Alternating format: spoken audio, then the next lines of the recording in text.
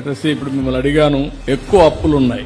అప్పులు ఉండడానికి కారణం ఒకటి, పంట దెబ్బతినడం. పోయినసారి దెబ్బతినింది. అలాంటి సమయంలో రైతుల్ని ఆదుకోవడంలో ప్రభుత్వం ఫెయిల్ కావడం.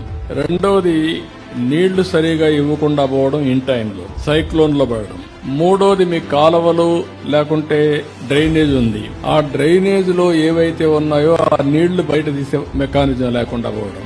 ఇవన్నీ కలిపి రైతు అప్పుల ఊబిలోకి వెళ్ళిపోయాడు. అంటే మీకు ఆశ ఉంది, ఎప్పుడో ఒకసారి బయటపడతామని, వేరే పని చేయలేరు, వ్యవసాయమే చేస్తారు. ఎందుకంటున్నానంటే తాతల ముత్తాతల దగ్గర నుంచి మట్టిని నమ్ముకోవాల్సిందే, చేసుకుంటానే ఉంటాం. నీకు ఇష్టం ఉన్నా లేకపోయినా పొలం దగ్గర పోతే నిద్ర రాదు నీకు, ఎవరికైనా. అయినా కాదు, మీరే కాదు, రైతు అనే వాళ్ళకు ఎవరికి కూడా పొలం చుట్టూ తిరగకపోతే రాత్రి నిద్ర రాదు. అలాంటి సమస్యలుంటాయి. నేనేం ఆలోచిస్తున్నానంటే, రాష్ట్రం మొత్తం రైతాంగాన్ని అప్పుల నుంచి బయటెడదేవాలి, వ్యవసాయాన్ని లాభసాటిగా చేయాలి. ఒక సంవత్సరం నుంచి చేయలేకపోవచ్చు, ప్రయత్నం చేస్తే ఒక 5-6 ఏళ్లలో అవన్నీ చేసి మిమ్మల్ని ఆదుకోవాలనేది నా ఉద్దేశం. మీరు తప్పకుండా చేస్తారని నా అభిప్రాయం. నువ్వు చేయాలి, చేద్దాం. నేను ఆ ప్రయత్నంలో ఉన్నా, అందుకే నేను వచ్చా.